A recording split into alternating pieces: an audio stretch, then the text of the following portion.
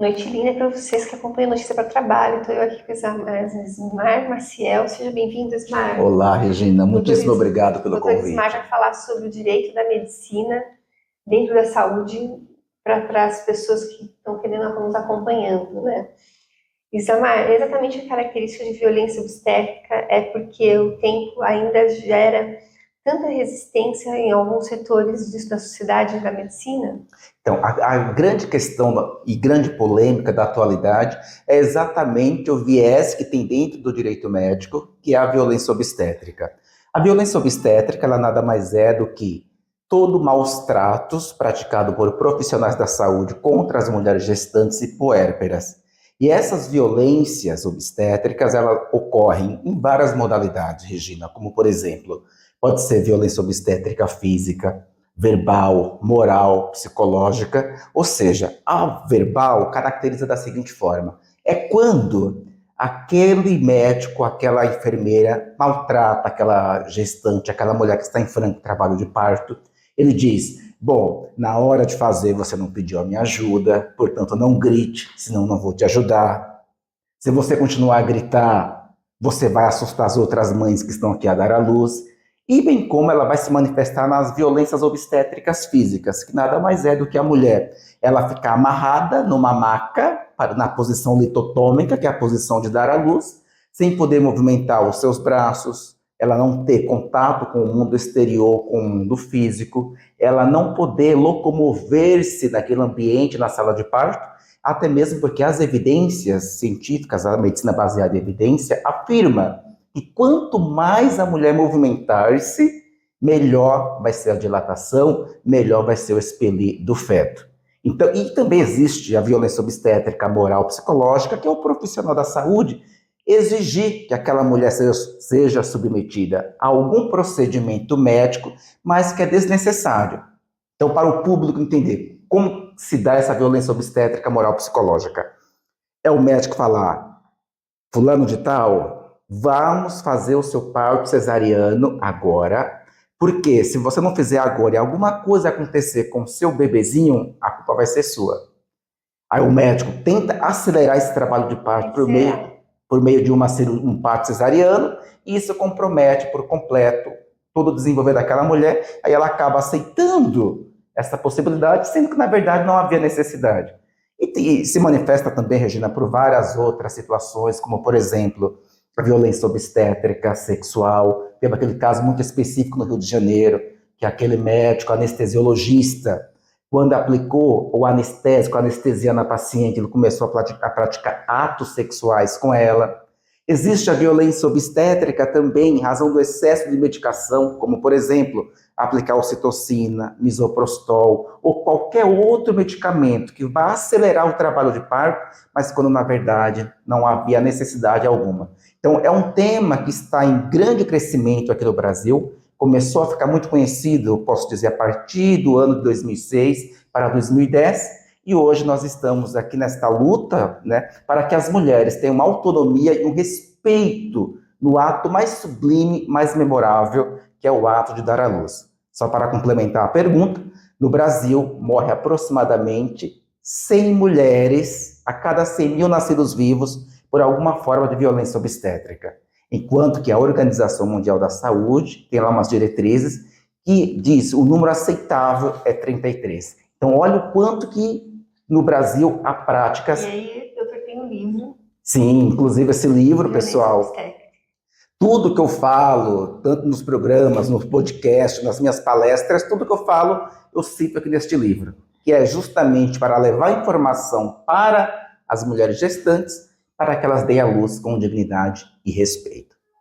Como o sistema de saúde, tanto público como privado, contribui para a preocupação da violência obstétrica, mesmo quando não há intenção deliberada de causar o sofrimento?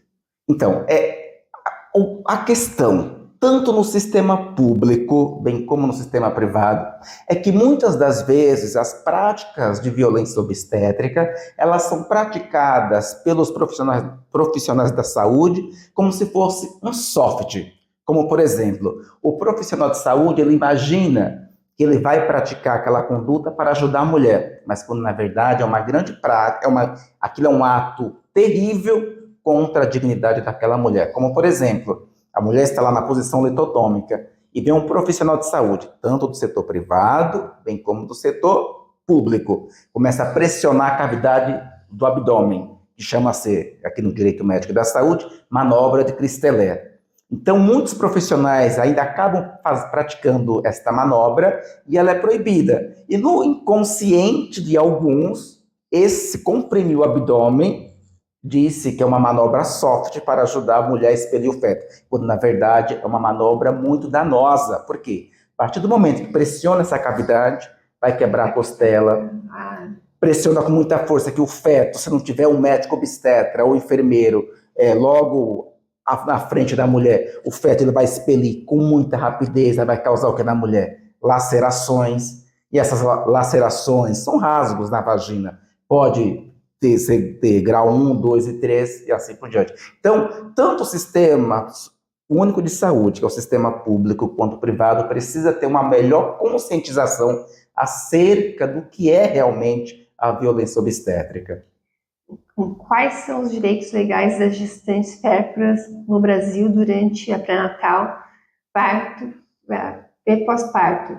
E o que fazer quando esses direitos são violados? Então, é tanto, Regina, que eu menciono aqui no livro 11 direitos para as mulheres gestantes e puérperas. Aqui no Brasil, no livro, e levando aqui em consideração toda a questão da bioética, as normas do Ministério da Saúde, as RDCs e as resoluções dos Conselhos Regionais de Medicina e Federal de Medicina, a mulher ela tem diversos direitos, como, por exemplo, o direito a um pré-natal e parto humanizado, e esse pré-natal pressupõe que a mulher tenha, no mínimo, 6 consultas, que vão oscilar entre um médico da família, ou um médico ou um enfermeiro. A mulher tem o direito ao parto humanizado, e quando a gente fala no parto humanizado, não é apenas humanizar o parto lá na banheira, na bola, com massagem. Parto humanizado é nada mais que a mulher ter a sua autonomia respeitada. Se ela quer ter um parto cesariano, que o médico cumpra o desejo dela. Mas aí vai fazer o parto cesariano, mas compete ao médico fazer o quê? Elencar os riscos do parto cesariano. Porque nós sabemos que o parto cesariano aumenta aproximadamente 4 vezes os riscos. Riscos de hemorragia, risco muitas das vezes de fazer uma esterectomia, que é a retirada do útero, e dentre vários outros problemas de saúde que podem acarretar na mulher. Então, a mulher tem direito ao parto humanizado, pré-natal humanizado, tem direito à segunda opinião médica, ou seja, ela pode buscar a opinião de um médico, tanto do setor privado quanto do público, para que ela seja melhor elucidada acerca daquela dúvida que ela tem. Ela tem direito a fazer o seu plano de parto, que é um documento lá, inclusive que no livro eu falo, ela elenca neste documento o que ela deseja que seja feito no parto, o que ela não quer que seja feito nela naquele exato momento, as condições, registra em cartório e protocoliza no hospital, na maternidade, quando ela for dar à luz. Então, a gente recomenda que o plano de parto seja registrado, porque aqui no Brasil nós temos apenas uma resolução do Conselho Federal de Medicina que garante esse direito às mulheres, mas esse direito não está instrumentalizado numa lei. Resolução não é lei. Então, para ter uma força maior, a gente recomenda que essa parturiente registre no cartório de notas, e aí ele vai ter uma fé pública, ela protocoliza no hospital, na maternidade, para que assim ela tenha esse direito respeitado. Tem direito ao acesso ao prontuário médico, direito, principalmente, Regina, a mulher tem direito ao acompanhante. Eu não sei se você sabe, mas no ano que eu estava terminando de escrever este livro, foi no ano de 2003, entrou uma lei em vigor aqui no Brasil que garante a todas as mulheres, em consultas e até em algumas situações cirúrgicas, que elas tenham direito a um acompanhante. E quando nós falamos na questão de parto, as mulheres que estão em franco trabalho de parto, esse direito precisa ser muito cumprido, porque tem um artigo específico lá do Estatuto da Criança e do Adolescente que garante que as mulheres tenham este direito ao acompanhante. E por mais que a lei que tratava, acho que é a Lei 11.105, salvo engano, que garantia esse direito às mulheres gestantes e puérperas, foi alterada por esta lei de 2013, mas remanesce o direito da mulher ter direito ao acompanhante em todas as consultas, parto, pós-parto e o período puerpério. Quando a gente fala do pós-parto imediato, é aquele período. Até 10 dias ela tem que ter direito ao acompanhante, conforme regulamenta a Lei 9656, que é a lei que regulamenta os planos de saúde. E também tem vários outros direitos. Aqui no livro, pessoal, tem 11 direitos. Aqui eu elenquei mais ou menos os principais. Elencou os principais. É comum que as mulheres saibam que sofreram violência obstétrica. Quais são os sinais das práticas contidas que indicam que a violência ocorreu, mesmo quando ela está naturalizada? Então, essa é uma grande questão. Porque, igual eu falei há pouco tempo, a violência obstétrica ela é praticada, às vezes, de forma inconsciente pelos próprios profissionais da saúde. Mas quando aquela mulher perceber que ela não está sendo chamada pelo nome, que nela foi feito algum procedimento que não era necessário, e ela pediu para que fosse consultado lá o prontuário médico, e viu que não foi registrada aquelas informações, o partograma, que é obrigatório, que todas as maternidades façam o registro do partograma. O que é o partograma? É um documento onde vai ficar mencionada todas as informações do parto, quantos dedos de dilatação, quantos centímetros o bebê desceu até o coroamento. Então, quando que elas percebem? É muito difícil elas perceberem, mas a partir do momento que elas perceberem, Regina, que elas não teve direito ao acompanhante, ou que a partir do momento que ela deu à luz, ela não teve o golden hour, que é os primeiros minutos do nascimento do bebê. A medicina baseada em evidência, que são os estudos randomizados, afirmam que o golden hour deve ser respeitado. A partir do momento que o bebezinho nasceu, ele precisa ser colocado sobre o peito da mãe, sobre o ombro, para que ali haja uma simbiose, para que ele pense, eu saí daquele meu conforto, mas eu estou aqui nesse mundo externo, mas eu tenho aqui a minha mãe comigo. Então, se isso não for cumprido, é realmente uma violência obstétrica. E o que fazer? Primeiro, a gente sabe que é difícil. Você tem que ficar atento a tudo que acontece em você no pré-parto, no pré-natal, pré-parto, pós-parto e puerpério imediato, que são até 42 dias. Ver todas essas questões que aconteceu com você, pega o seu prontuário médico, vê ali o que foi relatado. Se alguma coisa que foi administrado naquela mulher e não está registrado no prontuário médico, aí é um caso de violência obstétrica. Aí, no caso específico, esta mulher vai ter que, se estiver dentro do período para registrar o boletim de ocorrência, consulte sempre um especialista em direito médico da saúde, para que ele possa fazer a análise deste prontuário médico e ver as possíveis falhas. E se aquelas falhas caracterizaram aí a violência obstétrica. Se caracterizou a violência obstétrica, aquele profissional de saúde, aquele hospital, aquela maternidade vai responder uma ação civil, o profissional da saúde vai responder um processo ético disciplinar, se médico, do Conselho Regional de Medicina, se enfermeiro, do COREM. E, além disso, se houve lesão corporal, vai responder na esfera criminal, só para que os teus telespectadores entendam. Se houve a prática de uma episiotomia, o que é episiotomia? É aquela incisão no períneo da musculatura da vagina da mulher, no ângulo de 45 graus ou de 90 graus da sua perna direita, para aumentar o períneo e ajudar a expelir o feto. Se ficar constatado que não havia necessidade fundamentada daquele procedimento, é uma lesão corporal e um dano estético e uma violação de direitos humanos. Porque a episiotomia, segundo as normas do Conselho do Ministério da Saúde, as normas internacionais, ela precisa ser realizada quando de fato houver a extrema necessidade do médico. E essa extrema necessidade se comprova como? Por meio de exames específicos. Lá na anotação do prontuário médico, ele vai dizer que realizou a episiotomia em razão de que o feto estava com os BCFs muito baixos, estava abaixo de 100, e que ele já estava com ingestão de mecônio, já estava em sofrimento fetal, e que não daria tempo para realizar um parto cesariano, que a episiotomia, que aquela incisão seria o método mais eficaz, mais rápido para atender a questão emergencial.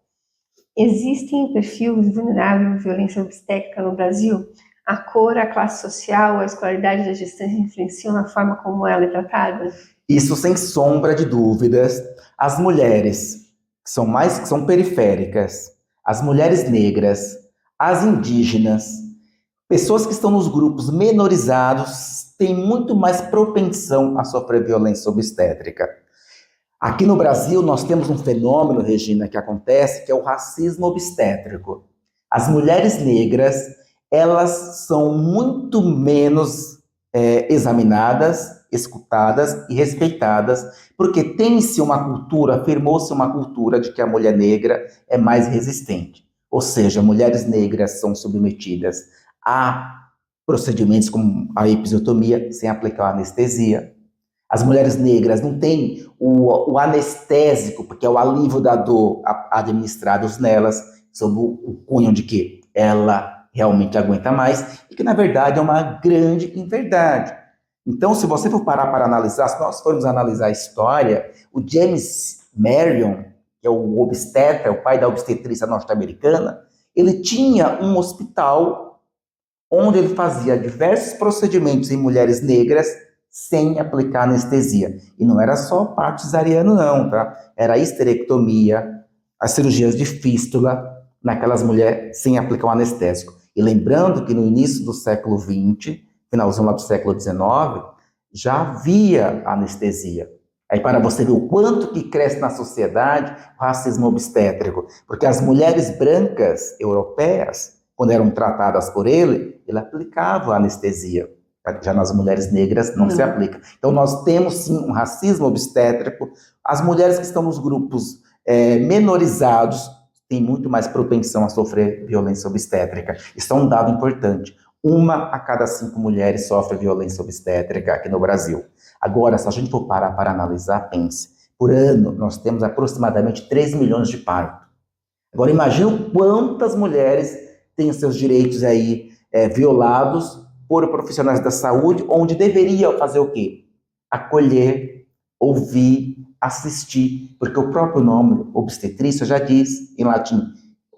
Obstetrícia vem do quê? Você estar ao lado, obstare, estar ao lado da mulher. Não pelo contrário. Hoje nós vemos deixar de escanteio, deixar a Deus dará e não acolher.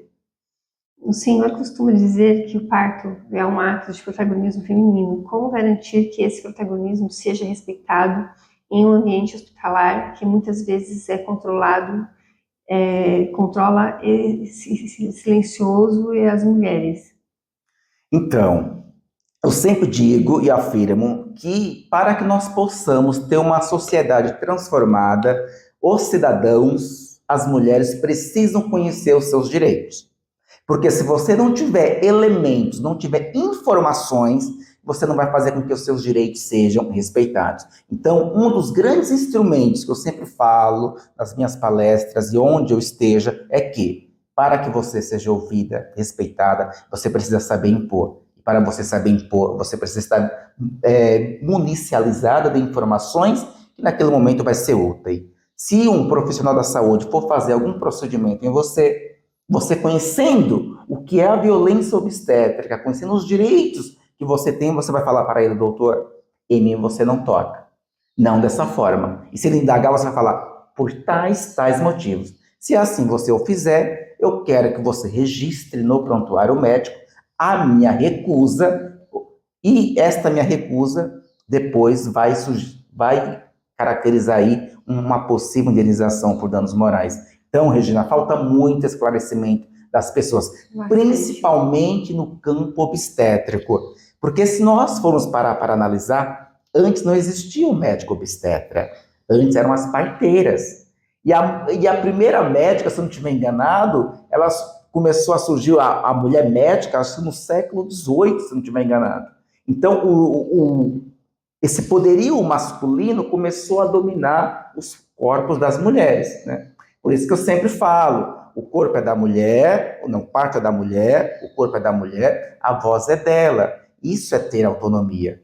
Não outros violarem, tirar a tua dignidade, tratar o teu corpo como se não fosse seu. Isso está errado. Isso precisa ter uma melhor conotação. É claro que os profissionais da saúde têm a sua autonomia, trabalho, respeito todos, mas todo trabalho precisa, no primeiro momento, é que eu falo do trabalho de parto, no que diz a gestação, precisa ouvir, ter uma escuta ativa daquela mulher, porque muitas das vezes, muitas mulheres elas vão a óbito em razão de que o médico não ouviu. Porque se o médico tivesse ouvido, não teria acontecido tais problemas. Só para você ter uma ideia, a Laura Gutman, que é uma terapeuta argentina, que ela até escreveu um livro que eu cito aqui. Por isso que a capa do livro tem essa cor preta com azul. Ela escreveu o livro O Lado Obscuro da Maternidade. E ela fala, e não é só ela que fala, vários outros médicos obstetras afirmam que há uma conectividade muito grande entre a mãe e o bebezinho, entre o feto. Se o bebê não está bem, a mãe sente. Então, esta simbiose, se o médico ouvisse, não aconteceria tantas mortes, infelizmente. E esse livro contribui de que maneira para transformar essa realidade? Eu não entendi a Esse pergunta. livro contribui de que maneira para transformar essa Então, realidade? transforma, levando conhecimento e direitos para que todas as mulheres tenham um parto memorável, um parto respeitoso, um parto que seja digno e que atenda à sua autonomia. Porque eu sempre falo, o que é autonomia no direito médico? Autonomia está dentro dos 4 princípios da bioética. E a bioética, o princípio da beneficência, da não maleficência, o princípio da autonomia e o princípio da justiça. Autonomia é o quê? É você autogovernar-se.